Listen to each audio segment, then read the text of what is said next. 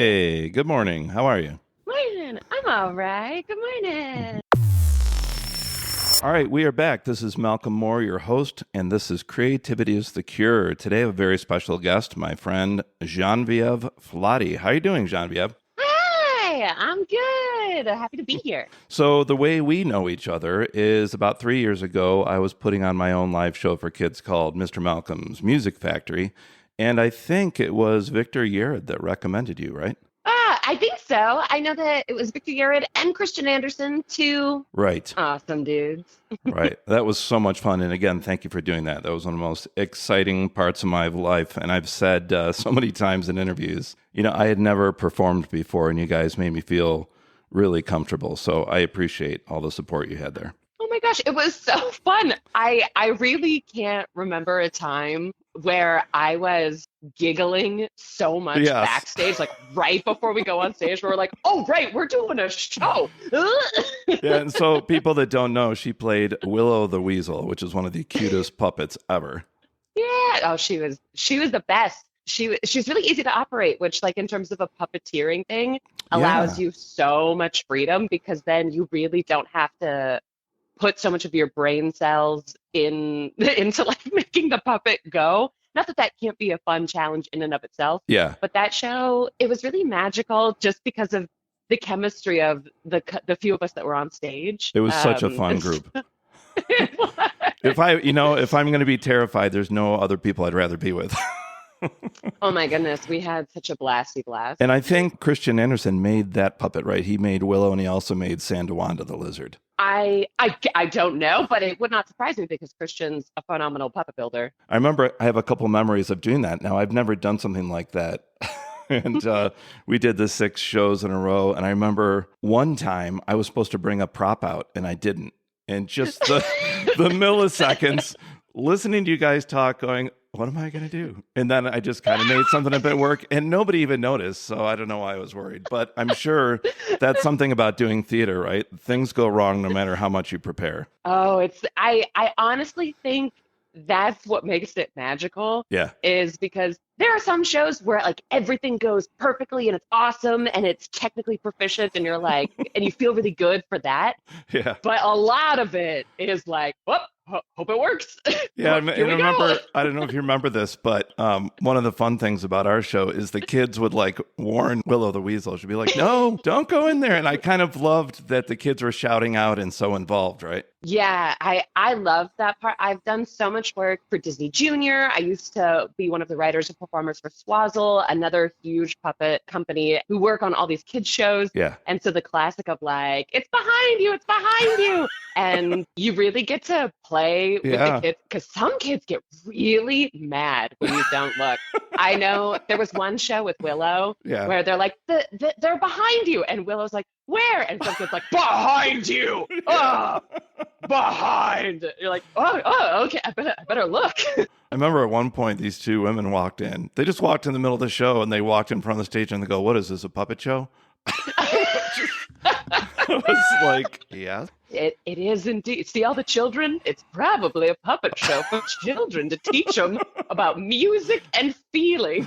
And I think you did something like that. I think you made a comment. I'll have to look through the recordings. I do remember one where my improv instincts kicked in, like, and I don't mean my children's improv, like my, hey, she's from Upright Citizens Brigade and from the puppet improv troupe at the Jim Henson Company. Yeah. And I was aware that I was talking to adults, and I made an adult, not like an adult joke, like an adult joke, but like a joke for the grown-ups to be like, yeah, dude, like you're in the middle of a show for kids. What are you doing? Oh, that's part of the fun of it. Well, listen, before we get into the insane amount of things that you have done in your career, let's go way back in time. What is your first creative memory? Oh, this is I have many, but one that sticks out for me because I used to ask a similar question to other people that ended up in comedy. Mm-hmm. So I always used to dress up in costumes. My poor mother was like, we literally could not for the life of us get you to wear normal clothes. Like, I loved wearing a cowgirl outfit or my Pocahontas, because I'm a child of the 90s, so my Pocahontas costume or my Jasmine costume. Those are the hot ticket items. But one of my first memories was my my mom and I loved watching Lucille Ball. We loved I Love Lucy. And the most iconic episode, right, is like the Vitamita Benjamin, probably equal standing with the candy episode. Yes, yes. And I was maybe like 5. I was very, very young. And I was acting out the Vitamita Benjamin scene, right, where she gets more and more drunk on the cough medicine. Right. And my mom was in her office, her at-home office, and she started to laugh and she kind of like, she said, "Oh, I haven't laughed in days." And I like had this like brrring moment where I was like, I will make sure I make somebody laugh every day. Because That's she awesome. said like she told me like sometimes grown-ups don't laugh every day. And I remember just like as a kid being like, that's crazy. What do you mean? And like I loved watching her face and I loved the vibes change. And so I would write all these little things. I like, and I would at family gatherings be like, gather around everyone, right at 8 years old. I wrote a play and it kind of Wow. just went, from there. Yeah. That's early. That's really cool. And how Oh, about, can I also oh, tell you yeah, one? I'm so please. sorry. It's No, go ahead. because it came up yesterday with my husband when I was talking to him. I was singing the I like big butts and I cannot lie, and I had a memory, and I was like, Patrick, my husband, I was like, Patrick, I have a new memory that I can't even believe I forgot. When I was in Catholic grade school, uh, I rewrote the lyrics. I was probably 9 or 10. I rewrote the lyrics to that song, and Wow. I must have presented it to one of the nuns. I don't know how I even heard that song, Oh my right? I was in God. a small Catholic house, and I presented it to one of the nuns, and they were like, "Oh, let's have your whole grade perform this in front of the entire school at the next Wow. assembly." And my class, I printed out the lyrics, and my whole like third or fourth grade class sang, "I like Catholic schools and I cannot lie. You other Wow. nuns can't deny. When a priest walks in with a cross around his neck, like something, something, something, you get saved." Wow. This is like So a you Sister Act plot. I know, you find creative outlets, and thank goodness for the adults that let me. That's very important that the adults said, "Sure, okay, Yeah, that's very supportive for a teacher. That yeah, is really cool. How about your yeah." parents? Are they creative? A million, trillion, billion%. My parents met in high school. My father was the like lead playboy, but kind of a little bit of a playboy. He was doing all of the school plays, and my mom had a crush on him, so she started to do the plays Wow. at their high school, and he ended up playing Professor Higgins in My Fair Lady for their senior year, and like the senior year musical at modern day high school is like a big deal. Yeah. And my mom played, I think, his mother. Uh, so I totally get it from my father, but the love of theater comes from like my mother, but the actual acting stuff is definitely from my father. Wow, that's a perfect balance. So I interviewed Christian Anderson. He grew up in the theatrical world, so he was always pretty comfortable. Do you feel the same way? Yeah, theater people, even just like creative people, people that like Yeah, to tell stories. right. And I've done so many things like from the circus to puppeteering to improv to musical theater to Yeah, like Shakespeare. I've done the whole shebang. And and even like behind the scenes, right? I've done a lot of crew work and directing and stuff. Just people that are passionate. I guess that's it, passionate about working with people and telling a story. And I really, really do like the people that are very particular about the things they're an expert in. yeah, If you talk to somebody that's like, I'm a lighting designer, yeah. but they're like, no, no, you don't understand color theory, the storytelling through the art of color, blah, blah, blah, blah. It is subconscious for so many people, but it makes all the difference. Oh, yeah. And I could talk to that person for 4 days without a pause. I So like that storytellers. you have taken the time to get to everybody to know everybody on the set, and I think that's part of the reason why you're so kind and humble working with people because you understand how difficult everybody's job is, whether they're a lighting person, or cinematographer, or an actor, or whatever, right?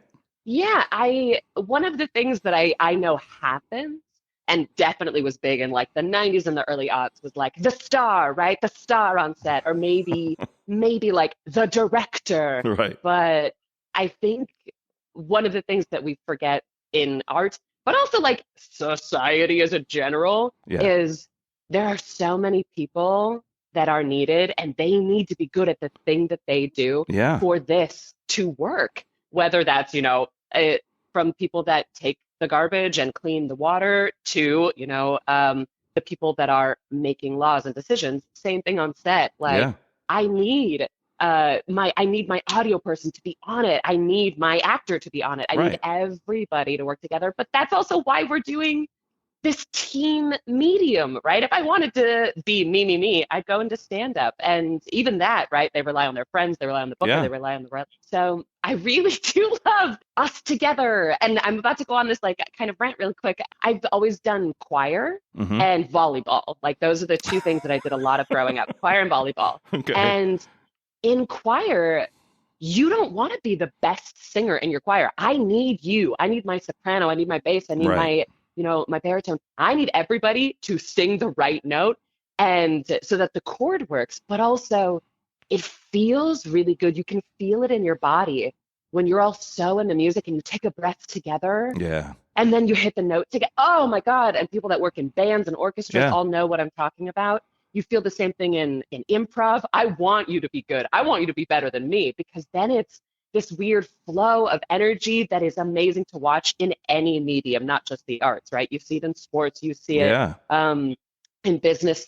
So I really think people forget, like, it's the team, it's the chemistry of the team that makes it so exciting.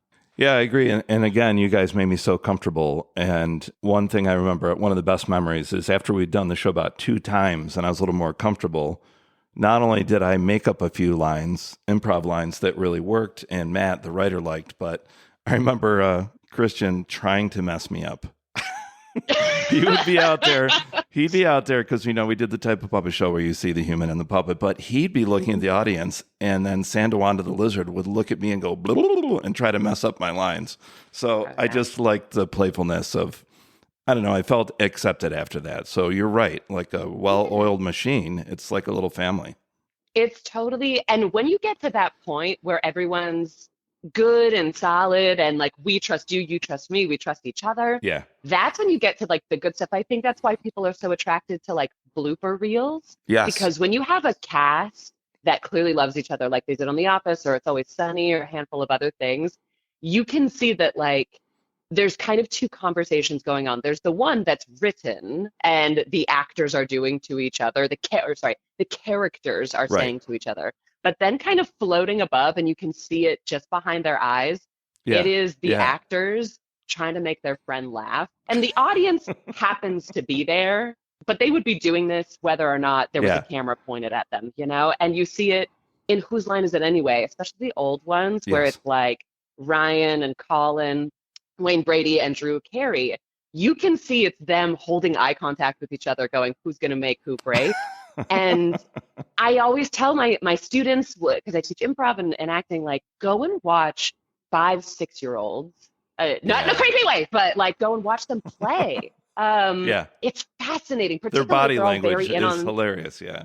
Oh my gosh. If they're like, the floor is lava, they mean it. And it's fascinating to watch. And again, not in a creepy way, like watching kind of the anthropological, like sociological way that we interact with each other. And there's something about humans, but you see it across many, many species. I know I'm getting so weird. This is what I love to talk about. You see it like with puppies and kittens when they play, when they're young. Yeah. There's just something about it. And I always tell people, if you're having fun, it's really hard to like make fun of somebody that is genuinely having a good time. Right. But also you, the audience, lean in. You want to be part of it. Yes. And that's what makes really good storytelling, is that lean in from anybody. I'm sorry, I went on a huge rant. It's good. You want, I agree. You want the people in the audience to feel like they're involved in the show. And I was just interviewing a friend of mine yesterday who's on that new show, The Pit, which takes place. Oh my God. It's such a good show. It's the most realistic show ever about what it's like in the emergency room. And what we were talking about is 5 minutes into the show, you think you're there. You forget people are acting. You have so much empathy for the characters, and it moves so quickly. It's just like watching a documentary. It's so well done. Have you seen it at all? I haven't, but I've heard only good things. I'm on tour right now, so we don't have like a huge amount of time to watch stuff. But I see what you mean. I've heard it's great. Yeah. Do you think that creativity could be implemented in helping people that are suffering from mental health issues like depression or anxiety? You and I both know this on a very, very deep level, how passionate I am about this, but I've worked in humor therapy and being a humor therapy facilitator Yeah. for over a decade now. I've worked at a couple of different places. One is Healthy Humor, which is a nonprofit. I've worked for AdLib, which goes into rehab clinics and battered women's shelters and veterans hospitals. And every summer, I spend a few weeks working as a humor therapy facilitator at the Hole in the Wall game camp, which is Paul Newman's summer camp, and it's Okay. a huge program. So it's year round, and we have many, many, many locations.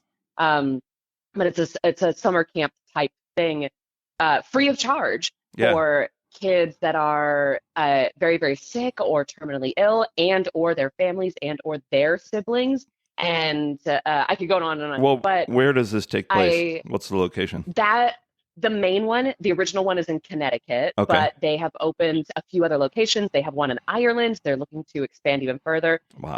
It's not a small nonprofit. It's a huge nonprofit. And so between those three, and you should check it out if you know someone whose child might benefit from this. Yeah. Look up the Hole in the Wall game camp because it is free of charge. Okay. They will fly you out there. They will fly the kids out there. And what happens at these events? What kind of stuff do you guys do? So in the hospitals, but also it's all kind of the same work. We use humor, and sometimes it's improv, sometimes it's scenes, sometimes it's little acts, sometimes it's genuinely just sitting and talking with the kids, Yeah. or their parents, and or the people that work in the hospital, from nurses to janitors to anybody in that Oh environment. my gosh, they're under so And much stress. That's great. They're under so much stress. And so our job is to come in and just be some levity, some light. Yeah. And not always. Sometimes we sit there and we cry with them because Right. we're also very connected to our emotions. Of course. And it's not our job to like fix them, right? Yeah. We're not a therapist. We're your levity. We're specialty in comedy, but making sure you get what you need emotionally out of this. And so I've been in many, many rooms with kids that are hooked up to tubes or burn victims or Yeah. anything. And sometimes we'll play games with them. Sometimes we, teach them new things. Sometimes they teach us stuff. Sometimes we just sit in there and color while we play music. And then at summer camp, we do the camp activities with them. We're just kind of, livelier. We'll make jokes, as we're canoeing. And I can tell you a few stories from like the hospitals specifically that I've worked in. Please. One of my favorite kids, she was maybe like 10 or 11. This was years and years and years and years ago. She was on the chemo ward, and when you're a little girl, your hair is so important to you, right? Princesses, all the animation and things. And she had lost all of her hair because she's in the chemo ward. Yeah. And when I work in the hospital, I wore this big bright pink bow because it's kind of a heightened costume. We still look like humans, but we have a little bit of a heightened, like we're playful. And I went into her room because I was working with a partner, and so my partner was talking to the other kid in the room, and she just kind of looked at me and she goes, "I like your bow." I was like, "Oh, thanks." And she goes, "Can I try it on?" I was like, "Of course." And I took it out of my hair and I handed it to her, and she, like, so swiftly, she plops it on her head, and then it falls to the ground, and she looks at me dead-eyed and she goes, "There's something wrong with your bow." And I picked up the bow and I threw it in the trash, and we we played and talked about other things. Yeah. And when I left, I didn't get it out of the trash because it's a $3 bow. I'll get another one. Who cares? But like the kids, they just want somebody to acknowledge where they're at. Yes. Right. When I've been through chemo myself twice. Wow. And not that you don't appreciate on some level people giving you the side head tilt going like, "How you doing?" Yeah. But a lot of the times you just want to be treated like a normal person, Right. but also acknowledge where you're at. And my friends would joke with me all the time, like, "Can you say that you're having a chemo flare up and we can leave this party because I hate being here?" And I was like, "You got it." "Oh, my chemo is making me tired. I have to go home and all these people got to come with me. So here we go. Bye." And just kind of bringing levity in it. And we've interviewed so many doctors and nurses who have said, we've watched people like her and these people do this work, and we can see the change Yes. after they leave the room. people's spirits are up. We can also come in and change an interaction. I've been in the room many, many times as they're about to draw blood from a kid that's just been poked with needles all day. They're Yeah. about to give them another shot, or, and the kids are just all done. And sometimes we scream with them, right? And we'll be like, Yeah. I'll scream with you, so you're not the only one screaming in this That's room. awesome. Or we will kind of distract them, as the people are also touching them or whatever. We'll do whatever they need. And it's all kind of under the vein of comedy, of not taking ourselves too seriously Right. in this situation that is so serious, because that level of just taking the sting out of it for just a second, Yeah. it really does help. And then it can change the trajectory of their whole day. Absolutely. So, I believe in creativity and arts really being so vital to people's mental health. Because you've Yeah. heard of music therapy. They've even done studies that say dancing Yeah. is better for curing depression than exercise and meds combined. That's And incredible. um, if you look at ancient societies and old societies that have connections to their past, like tribes in Africa, they're so wise and smart, because they'll have group gatherings where they sing and dance for depression. If they have rituals and songs for if somebody's lost a child, if somebody's lost a member of the community, they do that. And that's so incredibly smart. Like, I hate to use the word smart because it's deeper than that, Yeah. and I fear that sometimes we've lost it, particularly in certain cultures. We've lost that connection to what using your voice and just making a sound, and the inherent instinct to go with rhythm and the beat of a drum, and us together doing it, not being alone in your room, but the community doing it with Right. you. So I think that's so important. About 20 years ago, well, at least a couple decades ago, I was a minister for a while, and I was doing relief and development in Kigoma in Africa. And it was real culture shock for me, because we found out from, talking to all these young kids that had lost their parents to AIDS. I was told there wasn't a word in Swahili for depression, because that's not an issue. These people have one set of clothes. They're trying to stay alive. After I would work helping distribute permethrin nets, we would come back and there'd be like 40 kids waiting for me. And I was like, why are all these kids here? And they would say, well, number one, they know you're American, so you probably have candy. And number two, the sad part is they'd all lost their parents to AIDS. And so for us, we might complain in America, oh, I don't have this, I don't have that. Well, look at these people. They would never talk about depression because it's day-to-day fight or flight, right? We really have to. I'm sure you see that in your work in the hospital, a perspective of, I might be having a hard time, but, perhaps this child is going through much worse. Yeah, I've worked in a lot of like multi-million dollar shows in Hollywood where Right. there's crafty services and four catered meals, and we're driven by a driver and yada yada yada yada. We have so much. Yeah. And I've told my husband, I've told so many people, I said I will for the rest of my life, if people let me, work in hospitals and teach kids that are, it's like 10, 11, 12 years old in Yeah. acting and improv, because those two situations will always ground you and Yes. remind you Right. what is real, what is important, and what is not, and what you are lucky, beyond lucky, a miracle to have and to be grateful for it. Yes. Just And be so blessed.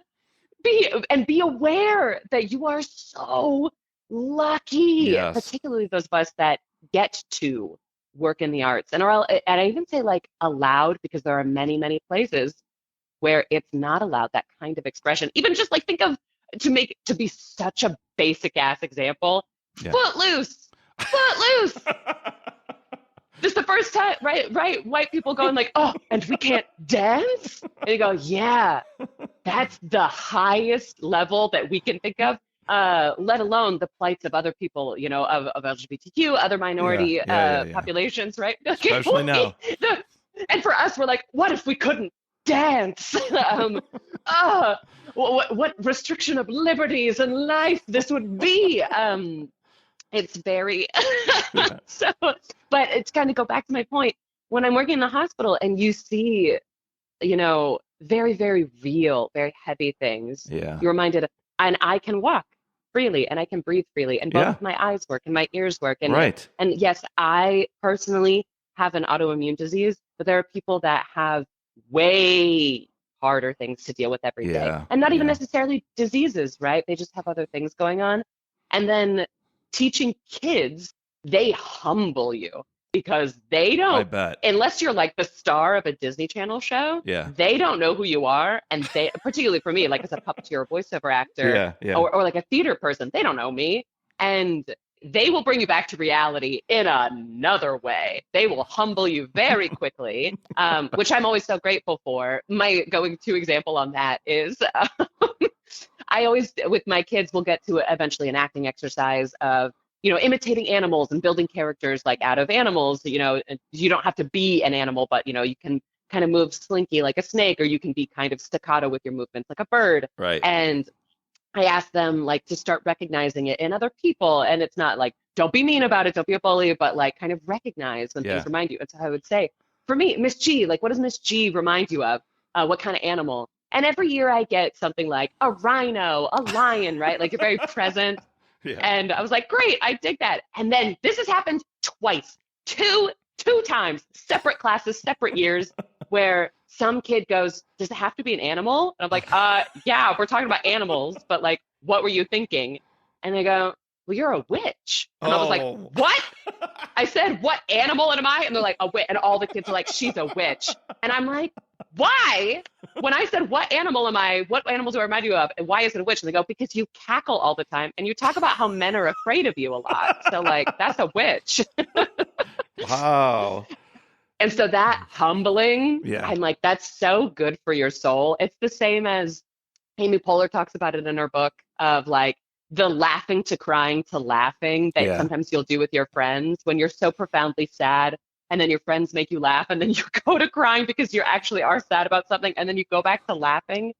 It's those things that keep you alive and I think add years to your soul. Yeah. And really is that real connection, being to being, life to life.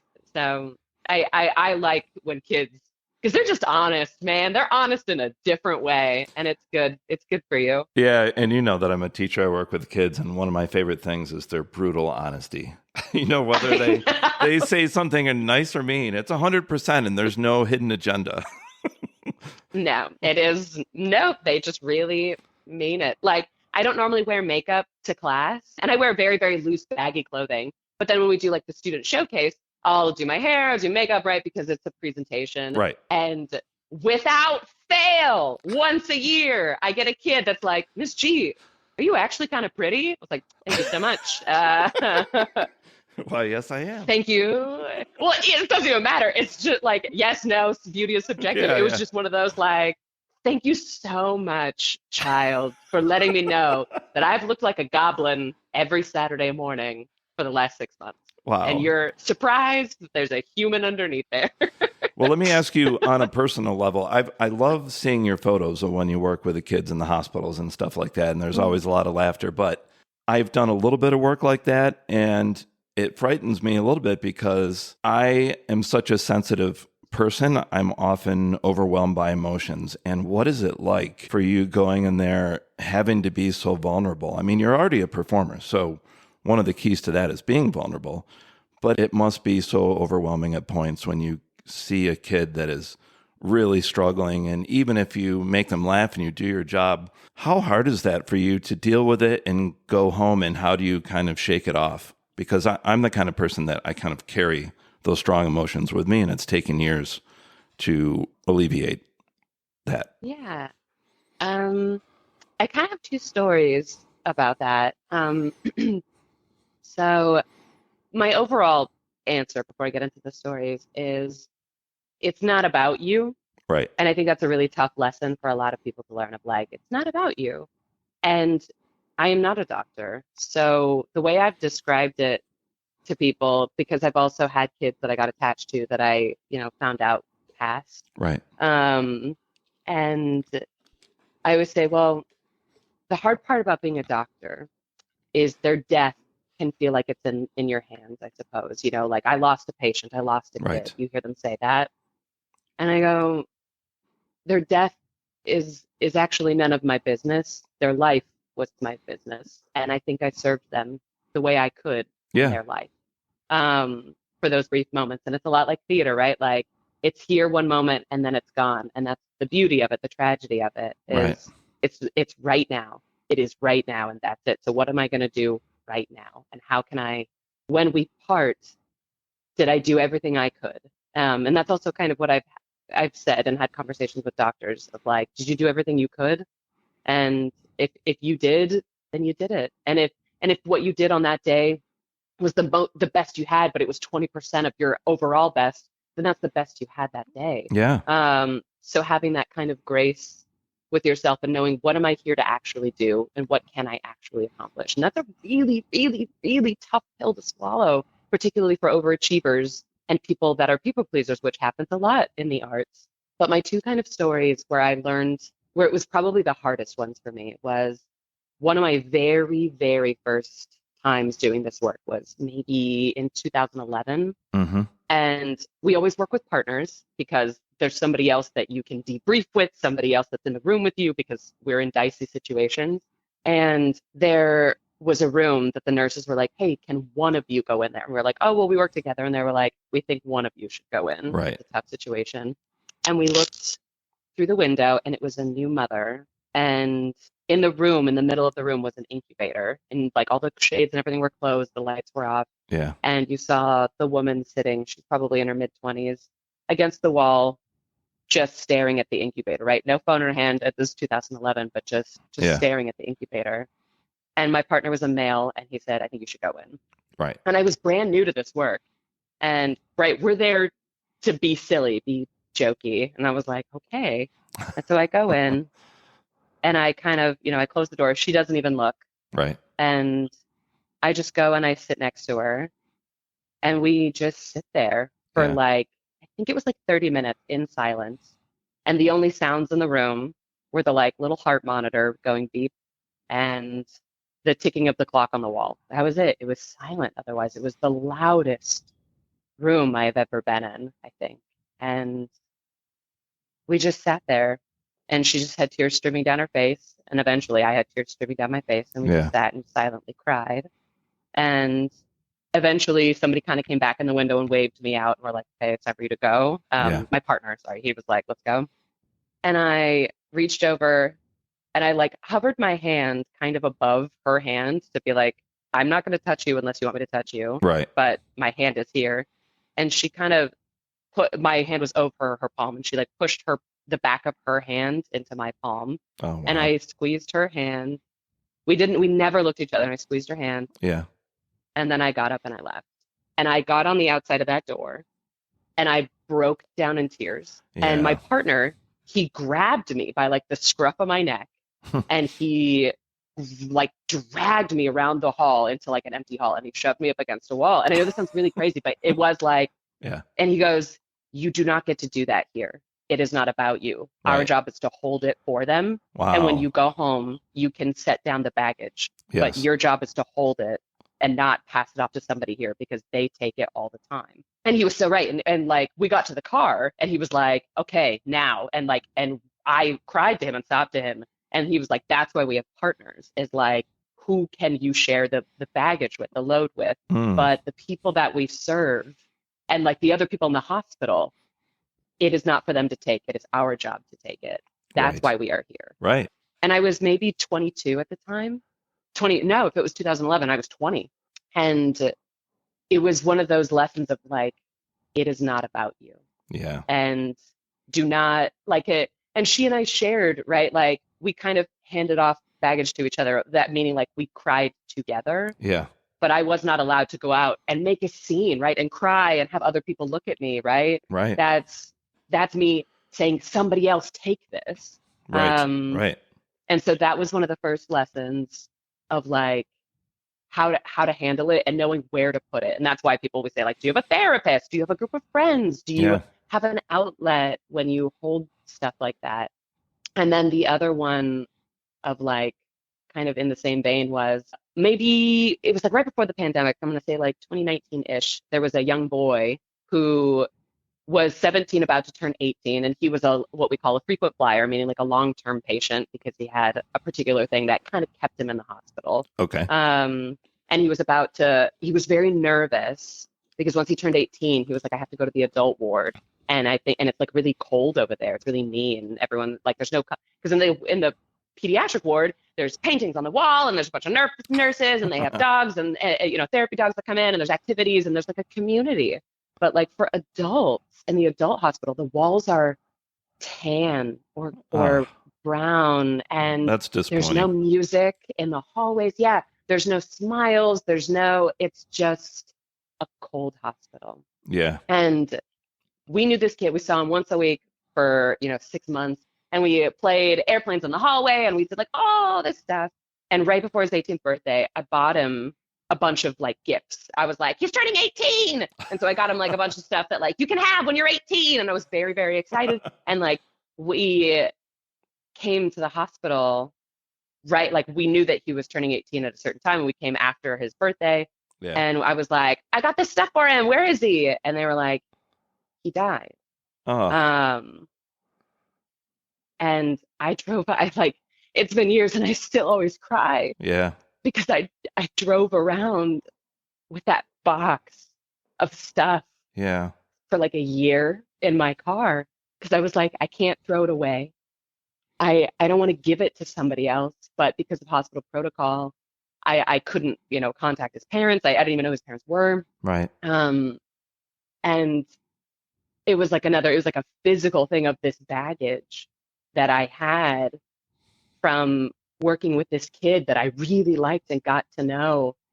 And I couldn't do anything with it. I couldn't give it away. I couldn't throw it away. It was my literal baggage from my emotional connection to this kid. Yeah. And eventually I like donated it. It's just like, here's a box of stuff.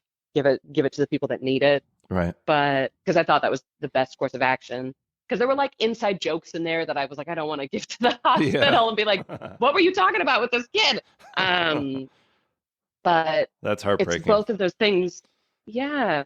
But like, I also, when people say like, oh my God, that must be terrible. And I go, in a way it is. But in another way, like, it proved that we had something real. I wasn't the most important person in his life by any means. Of course not. But I could provide a little bit of light in a very, very dark situation. You made a connection, that's for sure. Yeah. And so in terms of like, how do you deal with that?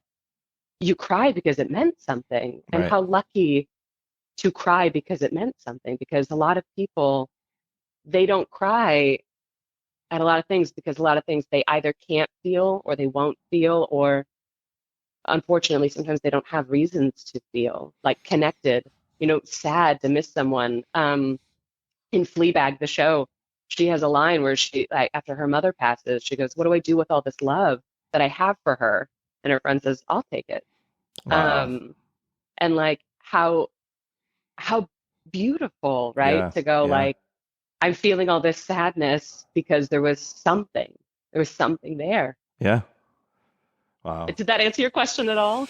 Yeah. One of the reasons why I brought it up is about, I think, 16 or 7 years ago, we lived in upstate New York, and I worked at this facility where we would bring teenage kids out of violent situations. And I loved the job, and it was rewarding, but it was so heartbreaking to know their stories, and I worked so hard at making connections like you and making the kids laugh. I remember it took me a long time to figure out how to come home and let that go and, not keep the burden in my mind of trying to solve all their problems. And it came down to, a combination of therapy, but also sometimes just getting in a tub with Epsom salts, and as you relax your muscles, kind of let your mind go. I mean, yeah, I really admire what you do because I know in a smaller sense what that type of job demands. And it is, like you say, a combination of heartbreaking moments, but knowing that you affected a life in a positive way when a big percentage of their life was dark and fearful. Yeah, I know that it seems like an impossible task, Yeah. but people can do it in their real lives, something even as small as just like a compliment to a stranger of just, Yeah. your shoes look cool. And then walking away, shoes look dope. Yeah. Just being those small lights. Because my something that I've said before, I don't say it a lot, but I've said it before, is on a dark night, don't the stars make it feel less scary? And even though the stars don't provide as much light as the moon or even the Yeah. sun, Yeah. just those small packets, like those small pockets of light, they make things less scary, even though they are not lighting the ground for you to see. Yeah. They just make things less scary. Something beautiful So to look like, at. yeah, you can't always be the sun and you can't always be the moon, but what about being a star? Thank goodness, and especially on nights where there are no stars or mostly clouds and you see one or two, doesn't it make it all the more Yeah. valuable? Yeah. So those small, small pockets of light, you have no idea what it means to somebody else. You have no idea, but think about the times where it meant something to you. And you don't have to go and get certified to work in a hospital. It truly just can be anyone, anyone. I agree. Now, do you ever go to do that job when you're in the hospitals, bringing happiness to kids and think to yourself, this is the right thing to do. I'm helping this person, but you walk away thinking perhaps they helped you and healed you more than you did with them. Like it's this gift that you never expected that, it comes back. You gave out love and then it comes back. Do you ever feel like that? Oh my God, exclusively. And it's in Yeah. anything at all. It doesn't even have to be working with the kids, but obviously working with kids, but even my students, like as I said, like neurotypical kind of healthy, regular, I hate to say regular, the other kids, like just, I mean, you hear it all the time of like, the answer is helping people. The answer is being good. The answer is putting that out. It will always come back. And I know that people are like, in what way? Like monetarily? And you go, no, for your soul, for your life. Because every choice you make is a paint stroke Yeah. Yeah. on the canvas that is your life. I know that I'm using this metaphor. I know. But every stroke, you choose what color of paint to use. Yeah. And then every once in a while, you get to step back and go, wow, that section of the painting was all gray. And not that sometimes gray is absolutely necessary. Again, back to color theory to tie it all in. But like sometimes gray is necessary. Sometimes black and white is necessary. But for the most part, don't you want color? And you choose choice by choice, day by day, how you want to interact with the world and how you want to put it out there. And so it always comes back. And even if you're like, I'll never see that person again, right? Right. It doesn't matter because that line from Hamilton, right, of planting seeds in a garden you never get to see, but then you step back Yeah. and you go, the world is more beautiful. Yeah. Look at all the trees. And the trees are there because somebody else before you planted seeds there. And now you get to enjoy it. So is it not your job also to plant seeds in a garden you will never get to see, but somebody else will, because you're grateful for the one that exists in front of you? Yeah. I don't know if that made any No, sense. that's a beautiful concept. Now, I know that you have a background in things like UCB, but what originally drew you to becoming a puppeteer? Oh my gosh. That's so I was working at Disneyland in Tomorrowland in Innoventions back in the day when the building would spin and we would like do little shows and we were like we're from the future. We lived in the house of the future. And one of the girls in my show that was in that same show with me was like, I'm in a puppet show or I'm in a show tonight and you should come. I think you'd like it. And I was like, hey.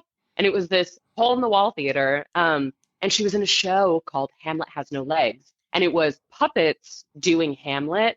And it was a really great masterpiece because they did do a lot of the Shakespeare, but they also did a lot of commentary and a lot of jokes. It was very similar to the Reduced Shakespeare Company's complete works of Shakespeare, where they'll do the Shakespeare and you go, holy crap, these people can act. Yeah. But most of it is them making fun of it.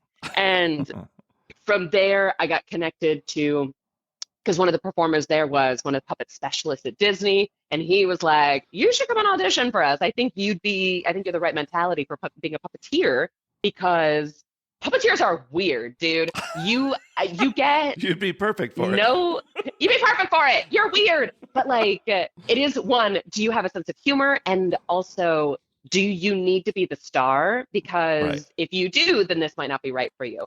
Because a lot of times in puppeteering, they'll dig a hole in the ground and they go, you stand in that. And you're like, you got it. And it's all this physical labor. And if you do your job right, nobody should know that it was you, right? You don't, hopefully nobody's going, that's Matt Vogel, that's Steve Whitmire, that's Jim Henson. You just go, that's Kermit. Yeah. And if you do your job right as a puppeteer, no one should know who you are. Like, they'll know you as an artist, people that look it up. But it is this, it's truly, truly like, give it away. Give it away. Voice actors have kind of a similar thing. Or even people that work in orchestras, right? Like, there's again, it kind of goes back to my appreciating the lighting designer, the camera guys, the janitors, the custodians that make sure of going, well, we need all of this. And it's not about whose face is on the front of the marquee or at the top of the billing. Yeah. It does take all of this. And team effort. I think he really saw, like, you're kind of weird. You like to make people laugh. I don't think you're afraid of doing physical things because you're from sports and you're from improv. Yeah. And that's good makings for a puppeteer. And also you like cartoons. Cartoons are very important. And she's a witch. And she's a witch! The children have said so twice over 2 years. The children have spoken. Children have definitely spoken on that one. Who's the most creative puppeteer that you remember being inspired by as a kid and why? And I need to also say this, that I could name all the male puppeteers, but there weren't many women that I knew the name of. I knew there was a lot of women in puppeteering, but they wouldn't often get the acclaim. Like I can't remember the name of the woman puppeteer, but she did Prairie Dawn on the original Sesame Street. So keep this in mind. Who's a puppeteer who inspires you? And please mention some women because they seem to be more visible lately, and that's really cool. Yeah. To be so for real, I know this is a blasphemous statement because of the industry I work in now. Puppets were not a part of my childhood. We did not watch Sesame Street. We didn't watch Muppets. We didn't watch anything. So it was coming into adulthood. And like the first one, I guess, was that puppet show that I saw, The Hamlet Has No Legs. But I would say like and for me, it was just such an interesting thing because up until that point, I'd only seen kind of like classic theater. It was a lot of Shakespeare, it was a lot of musical theater, Broadway, theater. And I was like, what is this freedom? You can be anything. You can be anyone. You are not constricted by the limitations of what you look like. And anybody that works in the performing arts knows, particularly women, the rules are usually like, are you the hot young girl? Are you the hot ingenue? Are you the old lady? Are you the sexy vixen? And there's a handful of other kind of roles, but it's very, very rare. And the boys get to do everything. They get to be the romantic lead. They get to be LeFou. They get to be Gaston. They get to be Sebastian. They get to be all of these kinds of things. And the women are like, are you the skinny ingenue? Are you the sexy vixen? Are you the old lady? And puppets were like, you can be anything. You can be anything. It does not matter what you look like. You can be a flower that confronts a taco about who's cheating on whose girlfriend with what. You're reminding me of one of my all-time favorite puppet shows, Barbarian and the Troll. And that's Drew Massey! I know, I love it. And from what I read with the interview with Drew, that one fun thing they did is, I think it was half women and half men, and they would switch roles, like the women could play the male leads and the male could play the women. I think that's true, right? I like how they swapped. Drew Massey's, no, of course. And it was Nikki and Sarah that played the little gnomes. They know my feelings about those gnomes with their cold, dead eyes. And I always was like those, and they, Sarah made me like a little button with the gnome on it because she knew that I was like, that haunts me. And she's like, and now you can put it up and it can stare at you forever. So yes, Drew Massey's a genius and probably one of the best technical puppeteers that has ever existed. But in terms of like who inspired me, it was that first show. And then it was people along the way. Grant Pachoco, who people would know from like Mystery Science Theater 3000, he plays Toily. And by the way, he's got the best puppet podcast. I love his podcast. Oh my gosh, yes, Under the Puppet. Yeah.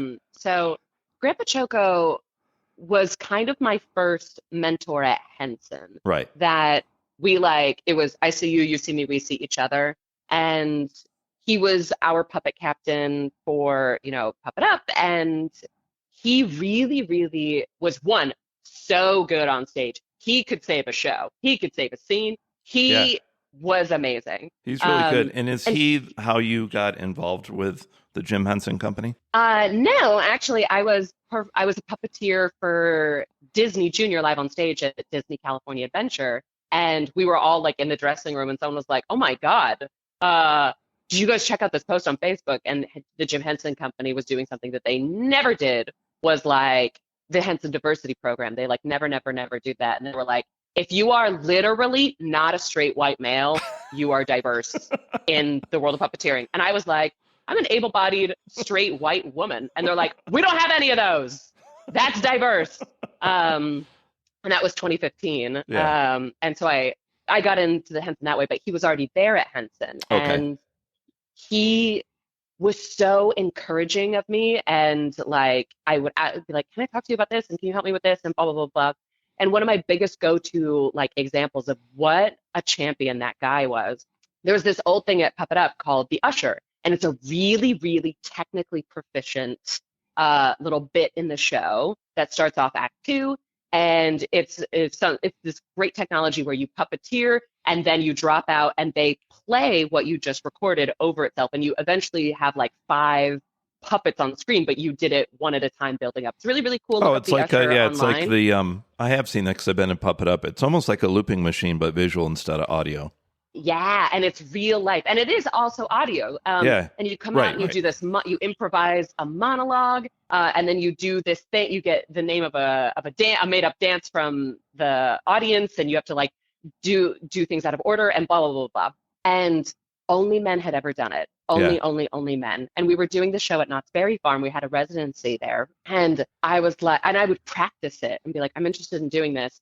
And I kind of got, from the overlords, like, no, like only men do it, only men do it. You're new, like only men do it. Right. And at this point, I'd been with the company for almost 5 years, and I was like, but I can do it. And Grant was like, she can do it. Yeah. She's she's technically proficient. She's a very good puppeteer. And you have a lot of musical talent, because I remember when I saw Victor Yera do it, I know that he's a percussionist. So I think, and I know this from working with you, you really kind of have to have a musical background to do the timing for the looping correctly, right? Yeah, yes, you do. It's very specific. You got to be in the pocket of the beat, and you cannot make a mistake because it will mess up everything else. So you really do have to get it right every single time, and you don't get to like check your frame. You just have to know where stuff is going to hit on screen, and it's very fast. And so Grant was my champion against kind of people that were like, I don't know. And there was a day where he's like, I'm not going to do it. You're going to go do it. They're going to call for the usher, and I'm not going to put my hand in that puppet. You're going to do it. And I was like, no, we can't do that. And I eventually became the first woman to do it for the Jim Henson Company. And then when we took the show back to the Henson stage, because they would do them every once in a while at the Jim Henson lot, Donna Kimball was the first woman to do it. She's a goddess. She's astounding. I could write a whole dissertation on Donna being phenomenal. And so she got to do it. She was the first woman to do it on the Jim Henson stage, and I did it like the next show because they're like, hey, like Donna's got to be the one to do it on the Jim Henson stage. I was like, of course, but I technically was the first woman to do it at all for a Jim Henson production while we were at Notch. And now a couple of other women have also gotten to do it. And I really think it was because is one of my like patting on myself on the back, because I was so like, I want to do this. I can do this. Why is it a dude? It's 2019. Why is it a dude? And these are puppets, for God's sake. These are puppets. And now they have one for our people of color that perform that role. Like, it was really like forever. It was just like the white guys performing. Yeah, it seems like puppet. Common sense. I mean, it's almost hard to imagine. So I'm really proud of that. I feel like that was something where I can kind of put my finger on it and go like, I did that. And I'm currently the youngest female puppet captain for the Jim Henson Company on one of their productions. And and I'm also like, that's wild because I'm 34, which is not young, but like is actually pretty young because most of the people I work with are 15, 20 years my senior. Right. And they are way better. Like one of my favorite things and why my husband is my husband is because when we were first dating, he came to see us do Puppet Up at Not Scary Farm, and at the same time, the Jim Henson Company was filming Earth to Ned for Disney Plus. That was my next question. Yeah, I wanted to ask about that show. Oh yeah. A lot of our A-listers were working on that show because we were doing these things at the same time, and one was in LA, one was in Orange County, and some of us were working on both. And so Grant and I were some of the few people that were working on both productions at the same time, working 8 days a week, baby, and it was awesome. So Patrick's first experience with watching the world, because he's an engineer, he has no experience in the arts, and he watched us do Puppet Up at Knott's, and he was like, "Oh, you're really good," and like I can see who's like a better like at the technical aspect of puppeteering, and I was like, I'm okay. I really am, like, in the grand scheme of things. I'm like, I'm a B+ at best puppeteer. And he was like, sure. And then a few months later, we do it at the Henson lot. And that's when the A-listers were like involved. And I happened to be so lucky to be included as the like kid in that cast amongst Alan Troutman, Drew Massey, right? Like these gods, these titans. Yeah. And my husband, after watching that first show where I'm puppeteering next to them, he goes, "Oh, that's what it's supposed to look like, isn't it?" Yeah, okay. And he was like, "I see what you mean. Like, yeah, those guys are A+ material." And it's because they are the true artists. I've worked with a handful of people that are true artists, and that would be Alan Troutman, Grandpa Choco, Drew Massey, Vega. Like, there's so many people that are just so good at that thing. Yeah. I don't know what question I was answering, but I just wanted you guys to, we're talking about women, and I've named 0 women except for Donna. As far as the women in my life, I have a few what I would call like contemporaries that are about my age, and we're so like Sarah Berman runs the program of the Pacific Pals at the Aquarium of the Pacific in Long Beach, and she's taken that program, and she's about my age. She's taken that program from just kind of like this weekend puppet show that they would kind of do outside with like no materials, no nothing, to a full like whole department. They have a YouTube show, they have a TikTok, they get funding, they have stuffed animals, they have pins. Like, she's killed it. Yeah. Awesome. Like, what an amazing, cool thing. I have other young performers like Sarah O, Nicolette Santino. She's amazing. She's also amazing. They're both off killing it in their own ways, but we all were kind of the young girls, the young women at Henson. And so those are my like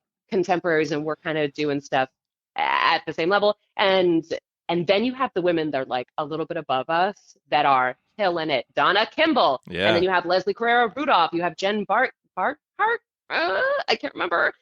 But she's from the original cast of Avenue Q on Broadway. And there's so many women now that are click-clacking around.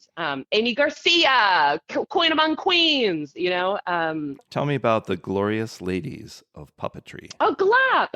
So GLOP was started by Donna Kimball and Colleen Smith, who you'd know from various things at the Jim Henson Company and a handful of other shows. And they, in the pandemic, came to a handful of us and were like, I think we need like to celebrate the women and make community. The first thing it was about community, but as well as making art, but just kind of introducing other female puppeteers to each other. Because if you look at photos of the old Muppets, old Sesame Street, and even current Muppets and current Sesame Street in a lot of ways, and even the Jim Henson Company, it's a lot of dudes. Yep. And there's nothing wrong with that. Dudes are great. Dudes are funny. Dudes are fun to work with. But the women for a long time were like, and that's the girl slot. And we see it in improv too, right? In comedy world of like, there's one slot for a girl. If they go with a girl, it's going to be between you two. And you go, wait, why am I not equally competing with everyone? Yeah. We're doing puppet. And Tina Fey talks about it in her book, Bossy Pants, where she's like, if we make this stuff up, why are we saying there's only X amount of spots for women? Like, we're making the whole thing up from scratch. We're not doing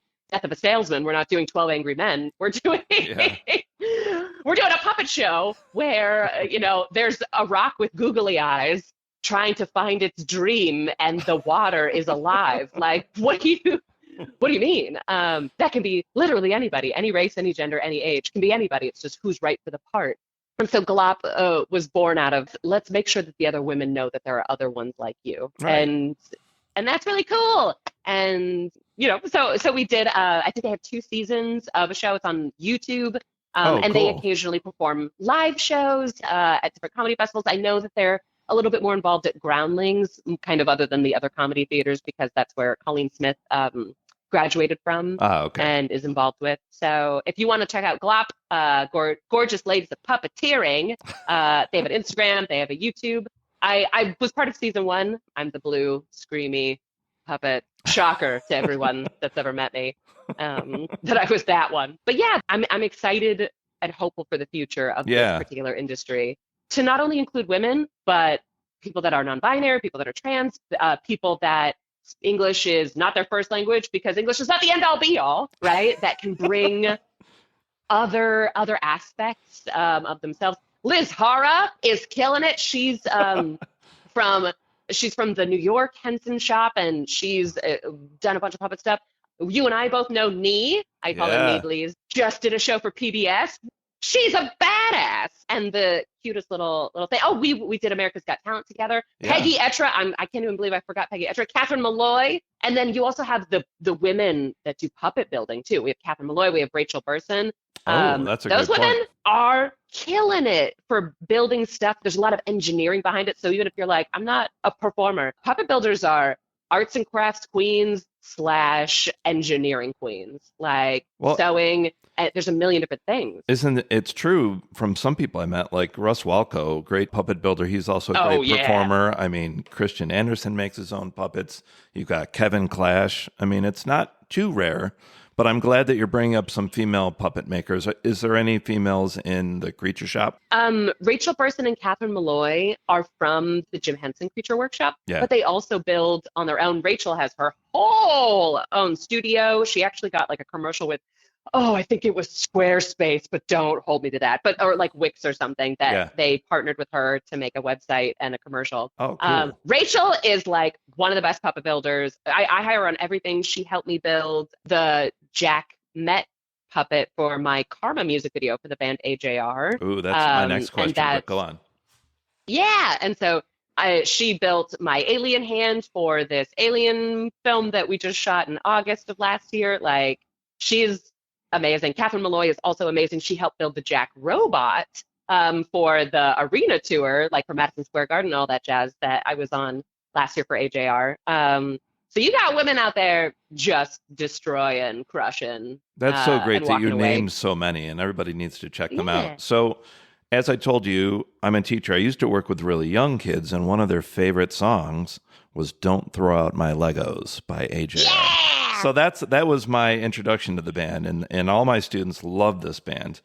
And I Yeah. just rewatched the video that you made. It is so cute and so funny, and there's so much momentum planned out. Like, especially, I don't want to ruin it. People haven't seen it, but the grand finale with some little creatures, which I love. What led to you making that video, and then what led to you working with these guys and going on tour? Right? Yeah. So it kind of goes all the way back to Chapman, which is I went to school at Chapman, and I had film major friends and I had theater major friends and blah blah blah blah. And some of my film major friends and I we've stayed in contact, and we've made many projects together over the years. But we're in the middle of the pandemic, and I was very, very lucky in the pandemic. I know it was very hard for most people and a lot of people, but I was very lucky that I was very booked. I was working on Oculus. I was a live performer in 4 video games at that time, and I was still doing virtual visits to the hospital, and I was still teaching. And so I was like, and I was producing a bunch of content. Well, for and the just children's so everybody hospitals. understands, the VR work you do, you're doing voiceovers in live games. Is that what that is? It's live voiceover, live puppeteering Oh my in God. games. And so like one of them was called Dr. Crumb, where it was a virtual escape room, but I essentially controlled the game while live interacting with you as the different characters in it. So it could be tailor-made to your experience. We did The Tempest, where it was an immersive Ooh. version of The Tempest by Shakespeare, where we went to the different worlds and I played a bunch of different characters and I could control your experience. I did The Under Presents. So like there's a bunch of different video games that you did in different kinds of performing and virtual puppeteering. So in the pandemic, I had worked so hard and saved up a bunch of money. And I was like, I can either, with this money, put a down payment on like a small condo and Right. become a homeowner, or I can do something stupid. And I was like, I'm gonna do something stupid. And I have a bunch of projects, as many artists do. I have a bunch of projects that live in my mind. And Yeah. I'm like, gosh, how do I find the money? How do I produce this? Whatever. And there was one that I wanted to do. And I was like, I don't know if I can afford that based on, because I like to pay people union wages, even if it's not a union project. And I'm Right. like, Right. I will cater all your meals. We will have rehearsals. We will, like, I try to make sure my sets are so calm and organized and fun, Yeah, which that's costs more important. money. Yeah. And like, we had a crafty table that looked like Costco because I was like, we have people that have different dietary restrictions, and I just want everyone to have a good time on this project. And so we had a couple of days of rehearsal, and then the day of, I scheduled it. I paid for enough time, enough this. So I wanted to make so that costs X amount of money. And I was like, okay, for me to do this right, for it to be a fun day, I can afford a project that is like this. Do I have anything in mind that I can do something like this? And the way that I visualize shots or visualize projects is, can I see it? Can I see it? Right? Some people go, can I hear it? Can I whatever? And I go, can I see it? And there was one shot, and it's that wraparound shot. We do a 540, right? We walk around the character twice Oh towards yeah, the end I of that love music that. It was video. almost like a Matrix shot. That was cool. Yeah, and nobody films puppets that way. Like nobody films puppets that way. And I was like, that's what I'm seeing. That's of like the sun kind of setting, and we get the lens flare, and we get this emotional thing. Yeah. And the other like big inspiration was the cover of that album, Neo Theater. I was like, they kind of look like puppets, you know? They'd done other album covers where it was them or it was like a drawing. But this one, I was like, you can see the seam down the front of Jack's face. So that's like what happens with puppets when you build them, is you can kind of see where the seams are if you look too close. Right. And I was like, I have an idea for a one shot, because that song Karma for me sounded like after you leave your therapist's office and you're walking down the street and you're replaying the conversation you had over and over of like, am I a good person? I whatever, and kind of that spiral that can sometimes happen if you deal with anxiety Yeah. or Yeah. anything of that nature. And I was like, I think we can do a oneer. Like, because anybody that works in film knows every camera change, every camera angle, every whatever takes time, takes days Yeah. to film, because you have to set up, get the lighting right. And we were also in the pandemic. And I was like, anything I shoot, we have to be able to do outside. And it's got to make sense outside. And I was like, this kind of, all the pieces kind of made sense, like logically, of like, okay, we can do a oneer because you just got to have some rehearsal. But for the most part, if we just kind of do a side scroll, we can, I think we can shoot this in a day. And Wow. it makes sense, like storytelling wise, why we wouldn't have any cut away, you know, Yeah. like why we Yeah. didn't need to. It makes sense. And so I like things that like, yes, this fits the piece of art in front of me, the way we would shoot it. Because a lot of times people are just like, I have a vision, and then you watch it and you're like, it doesn't really make sense with the way that the music went or the scene went or whatever. You could just see that they weren't I feeding into didn't. each You other. know But what? I rewatched it today. I didn't even notice that it was continual. Kind of like some of my favorite movies, yeah, like Prospero's books. Birdman. Yeah, Birdman. I don't know if you've ever seen Prospero's books, but it is a No. Peter Greenway movie, and it is a interpretation of The Tempest. That's partly why I bring it in. But Oh, one very thing that cool. I love about your video is, you know, if you've ever struggled with anxiety and depression, which I have, it's a really emotional video, but then you get comedic relief at the end. So it's almost perfect, you know? You get, yeah, there's some comedy in there. And like I had discussions with the actors on set, because on my sets, I tell everyone, like, this is what we're going to do. And if you have any ideas, please tell me. Please tell me. Say them out loud. We will always try them, for, especially after whatever I have in my head is in the can. I And love we have that. time, which Yeah. I try to make sure we have enough time to be like, who has got an idea? And there were Yeah. some ideas like Drew Massey. We went into the warehouse with all these props because we shot it at like a theater warehouse. Yeah. And he was like, oh, like there's this chicken. Can I walk by and just like eat this chicken? And I was like, hell yeah. And we have that great entrance of that lady at the beginning of that music video where she's eating that chicken leg and being sassy and mean. And I was Yeah. like, amazing. And then there was another idea I had of like a butterfly jumping around where the dog is, and like the dog eating the butterfly. And I was like, you know what? That moment actually is about Jack feeling alone, like a Yeah. family goes by. And so I don't want to break up that beautiful sadness of him feeling alone with like a joke. And so some things I say yes to because yes, it does not harm the story. I think it's actually funny. And some things, especially my own ideas, where my comedy instinct is like, I want to do that, but I'm not going to because I'm serving a greater purpose. But I try to make sure that the actors that, and anyone that's worked with me on my sets knows that my big phrase is pretend I'm dead. What would you do? Like, don't worry about what I would want or the vision that we've shot already. Yeah. Do you see something that would fit here? And even if we never use it, I think it gives people a sense of ownership and like a feeling of yes that they don't get on a lot of other sets. Because I remember when we got the shot, we did it in 5 takes. At the end of the day, we all gathered around and we watched it back.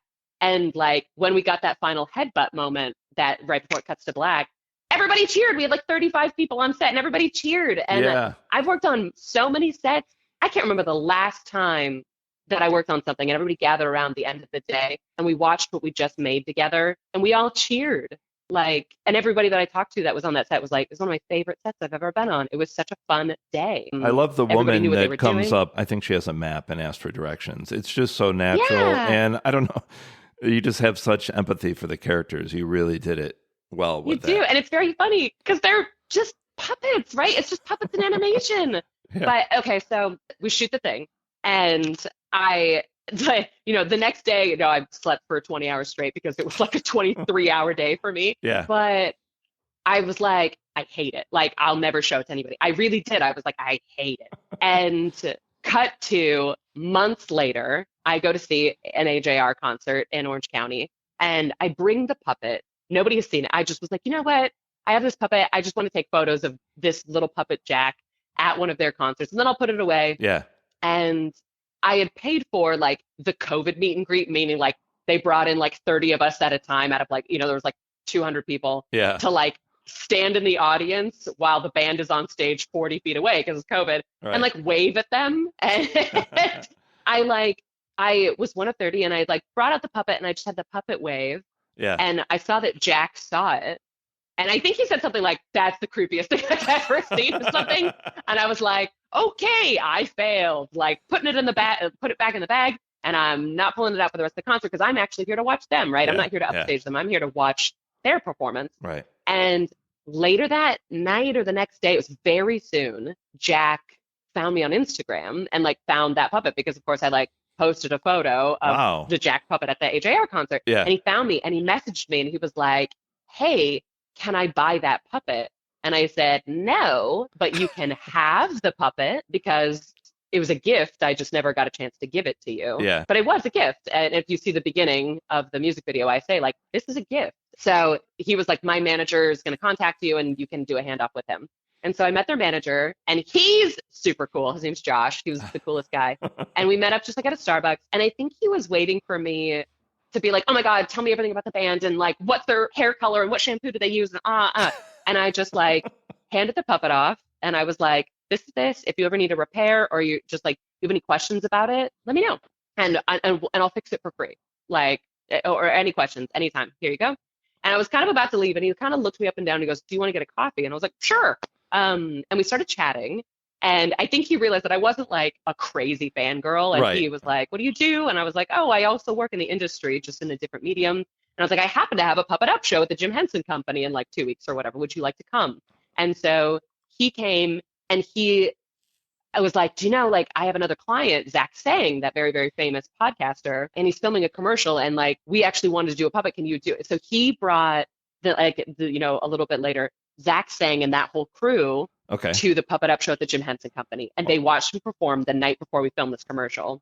Wow. And I think it really made them go like, oh, this is not just some like fangirl. This is a different artist in a different medium that respects my artist. Yeah. And so we had a great time on set the next day and he was there and I think he realized that I wasn't a psycho and like told them that she's not a psycho.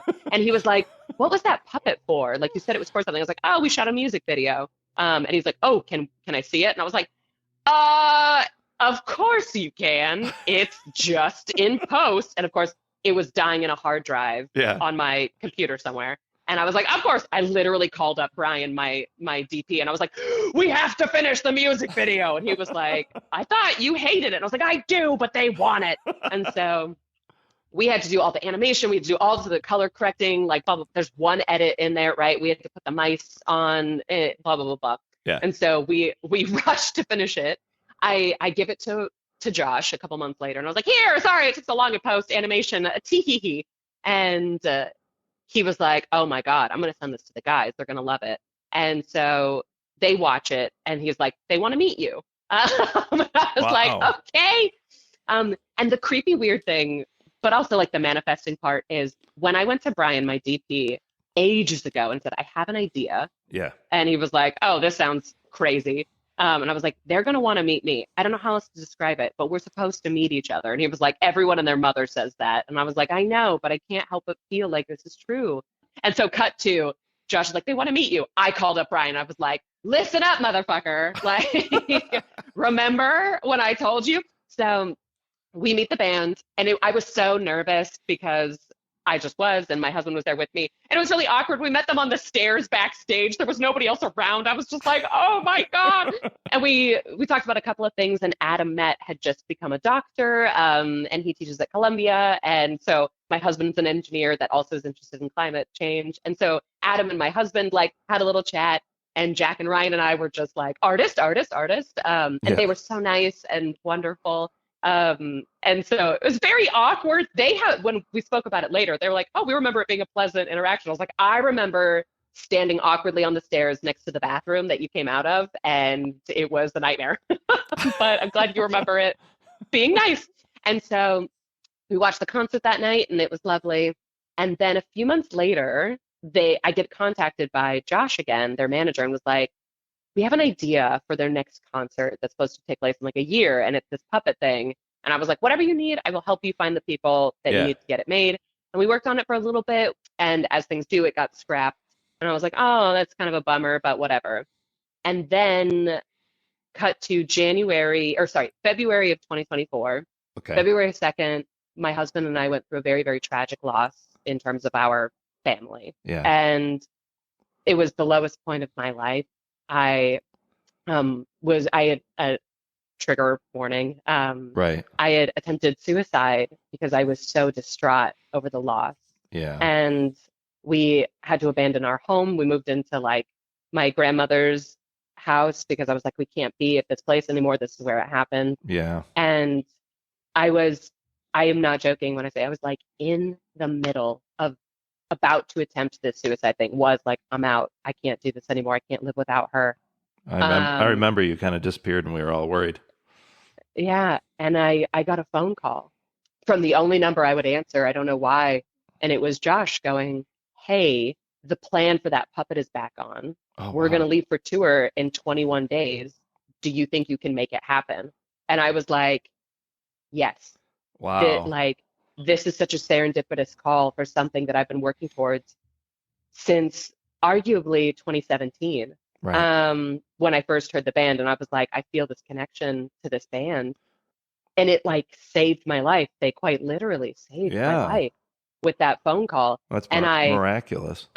It was miraculous. And so I called my friend Patricio, and I was like, hey, I need you. Can you make a robot? Can you make a 20-foot robot? And these other things. We have 17 days because it has to be up in 21 days. Can you make it in 17 days? And he was like, yeah, because Patricio is also amazing. And so I go and we do this.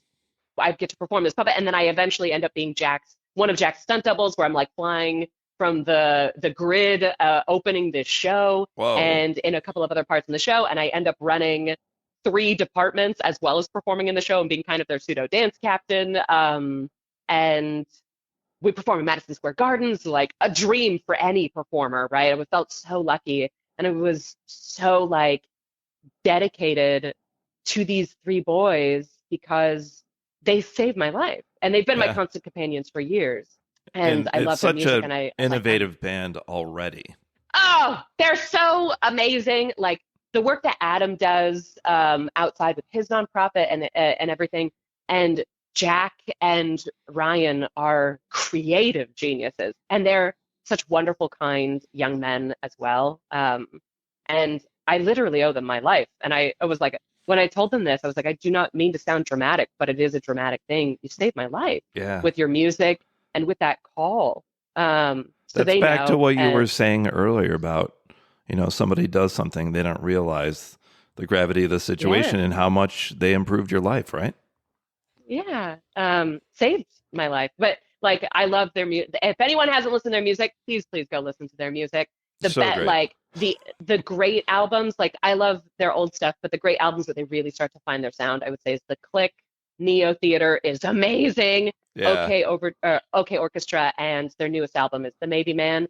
Even if you're like unsure, I would say listen to the first song on the album, The Maybe Man, which is called Maybe Man. And if that doesn't mean something to you, then maybe you won't like this band. But like the song Maybe Man into 2085, which is the last song on that album. If you don't feel anything, then I don't know I don't know what's going on, dude. I can't help you. Right. I can't help you because that's pure artistry, the way that it's told as well as the lyrics. Well, The you know music what and the else lyrics. is really cool is I know that it's really difficult right now to not only make a puppet show, but that it will be successful. So I'm so happy to see that you're working with AJR. Nicolette, I think, is touring with Coldplay, right? And Yeah, she is. and Victor tours with a band, but I can't remember the name of them. But I love that Oh yeah. you guys are adaptable to, okay, I want to do puppets. It might not be what I expect, but I've always seen that you do that. You just jump into all kinds of projects. Oh, I love it. Because yeah, you get the like what I'll call classic normal things. Like Earth to Ned or something where it's like a movie set and there's people that are used to puppets around. And then also like what I do at camp. I'm now Dr. Moody, which is like a puppet we I literally love found it. in a box. We found this puppet in a box when I was working at camp, and they thought it was so funny that the head of the medical staff was like, "Will you help me make the orientation videos Oh my for the God. Oh, entire I got to see that. organization?" I got to And see I that. was like, "You got it." And the whole thing is Dr. Moody, and it's Dr. Moody who talks like this, and it's very Gru coded Yeah, kind of yeah, from yeah. yeah. And so Minions. is Dr. Moody, yeah, minions, and his tell me when the children arrive, we put them in the sun and we give them no water and we do and then of course the doctor's like, no, Dr. Moody, like when the children arrive, we gotta put them in the shade. Dr. Moody does not. So it's a very fun like comedic take for something that's normally heavy and clinically boring. And so adding the arts into STEM, I think, is Yeah. so important for different reasons. And that's a different podcast I could talk about for 4 hours. But Yeah, and we'll get into some of that stuff later because I know all I'll say is this yeah. administration is making education very difficult. Ugh. But tell me a little bit about Fraggle Rock. What's going on with you Oh, doing that? yeah. So that's the tour that I'm currently on. And it's the very first like live show other than Puppet Up. But Puppet Up, is half unscripted because we have Right. like the opening number. But this is their first like musical that they're doing. And it's based on this series, Back to the Rock. So at Fraggle Rock, Back to the Rock, on Apple TV Plus. That was the like remount that they did in 2021, 2022. Such a And great so this show. is Really done well. it's wonderful. They just won a couple of Emmys, as they should. And I think Dan And Garza works on that, right? Dan Garza, I met him a God couple among times. Yeah, men. he's amazing. Ugh, isn't he the sweetest? And he's Yeah. so talented. He's got a bananas life story, and he's the most kind, Yes. genuine, wonderful man. I've hired him on a bunch of shows because he's always vibes. He's always dope, like a million out of 10, bazillion out of 10. Like, cannot speak enough praise for this man. Yeah. And he plays Junior Gorg, which is an insane puppet, but also a very endearing character that he nails. You'd know him from Kidding on The Showtime with Jim Carrey. Oh, that's a brilliant show. And he plays Ennui, the French Oh. bread, and like he has a really great arc with and like a music video type moment with Ariana Grande. Like Yeah. he's amazing. Yeah, and Christian was Um, on that show too. Yeah, he was. I know we have so many killer people that did that show. Okay, so Um, Fraggle Rock. And before so Fraggle you Rock. tell more, is this one of those? I used to take my kids to the Sesame Street live thing, and the puppets, the characters were bigger than they are on the TV show. Is this regular size or full So human size? the five main Fraggles, Gobo, Moki, Red, Boober, and Wembley, the like Fraggle Five, they are full-size costume characters, but the mouths move because it's Jim Henson Company, so we actually have lip sync. Right. And the performers that perform in them, oh man, they are giving it their all. They are performing for their life, like they're giving it to you every show. Yeah. I'm so in awe of these young performers, but they're so talented and they're so dedicated and they're so sweet. And then we have three puppeteers, and so I'm the puppet captain on this show, and so the full costume characters, they are also considered puppets because they have lip sync, and there's puppeteering that kind of goes into full body work because it's very different than just being a regular actor. Yeah. And then we have the doozers are on the show, these different kinds of puppets that are much, much smaller. But in the show, they're like half body rod puppets that you'd see, like think of Elmo, that's a half body rod puppet. We see Right. half their body with their arm rods. And so the doozers are that because they're scaled up. We have butterflies, we've got boulders, we've got Marjorie, which I do, and she's like a full metal backpack corset that I operate and wear, and she's, not light. It's a lot of leg work, and it takes three people to operate her, but I control the lip sync and I control her body, and then two other performers perform her arms. Wow. And she's probably maybe 15 to 20 feet high. Yeah. Because again, I'm wearing this like metal backpack corset, so she's above me. Wow. Not my first time wearing one of those kinds of puppets. So you do have to be in pretty good shape to be a puppeteer. Oh, that's what I've noticed. You hold a lot of weight. Yeah. For all the bizarre. But it's bizarre. Yeah, bizarre things that you have to do. The bizarre positions you're stuck in. Like I remember seeing footage of Victor doing the Age of Resistance, Dark Crystal, and he's like trying to do Hup, but he's like under the ground that Hup is standing on, lying down. That's right. Hence with like that puppet specialist being like, hey, I think you're kind of weird. Like, I think you'd like puppeteering because think about how many A-listers or even actors that where you're like, you're going to be in this hole in the ground and no one's ever going to know it's you and you're going to be physically uncomfortable.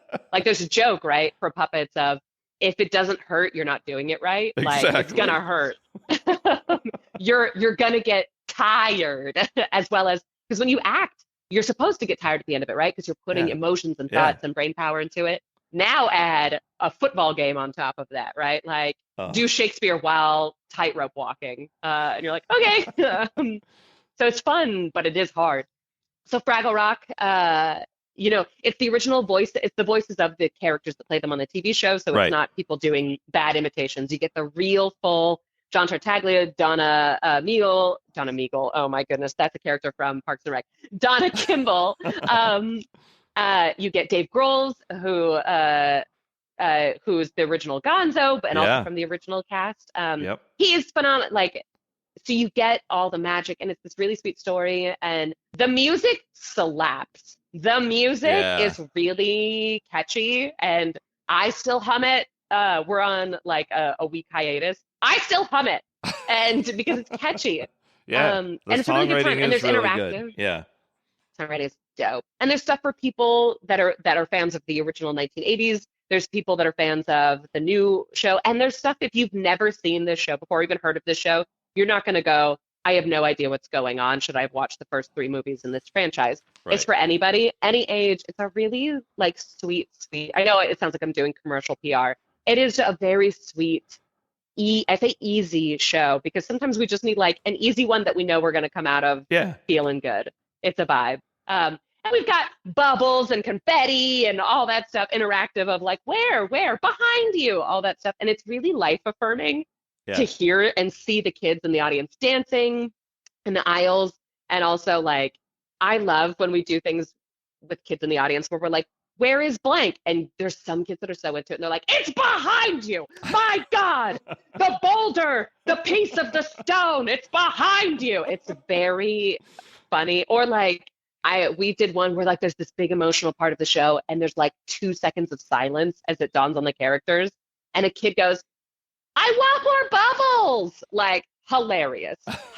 Hilarious. The characters have realized that they might not succeed. It's silence in the theater. Bring back the bubbles. You're like, that kid knows what's up. Like, kid's got a good idea.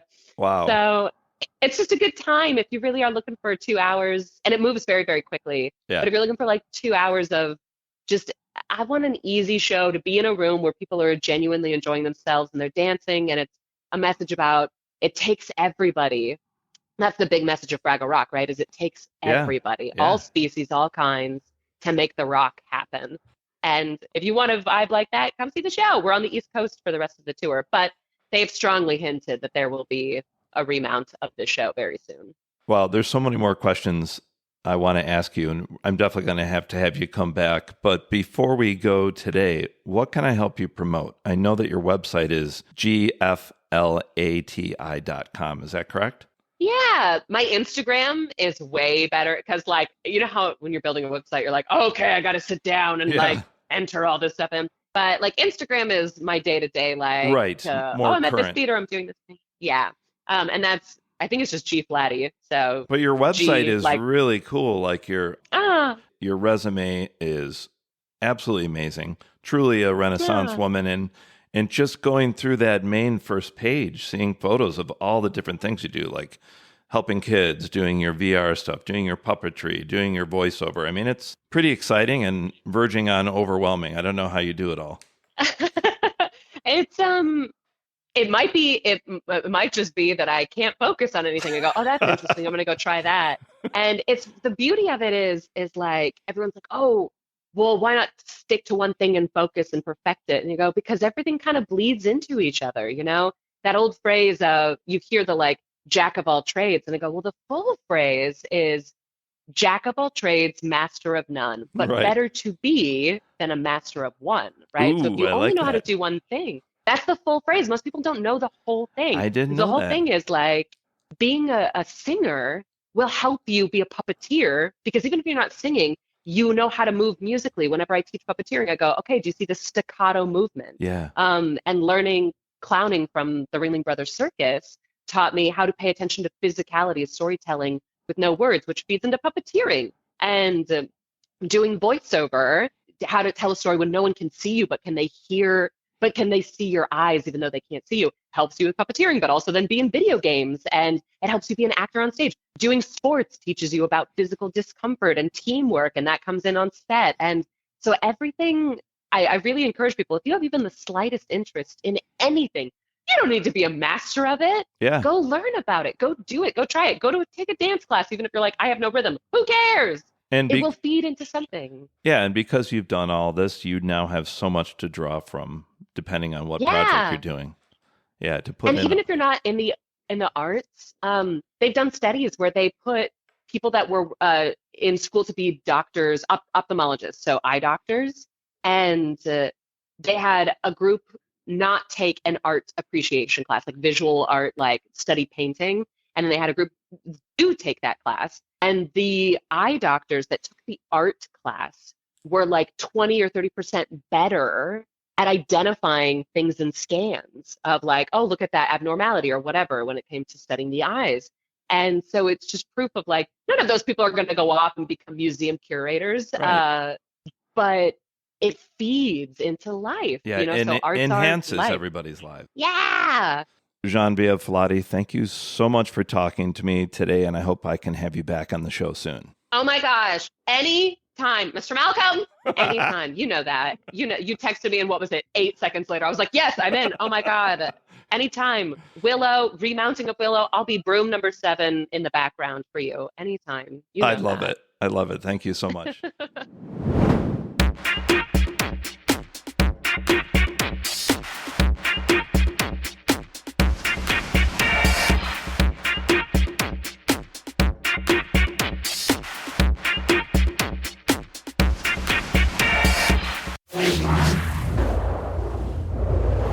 I'm Geneviève Flati, and I'm a creative. I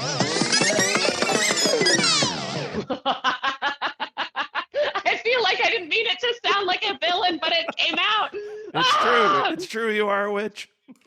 I'm a witch. I'm a villain. I'm a villain. No, not I'm a villain. I'm a creative. Oh, God. Oh, did I lose that Freudian slip? Oh, no. I'm a villain. I'm a creative.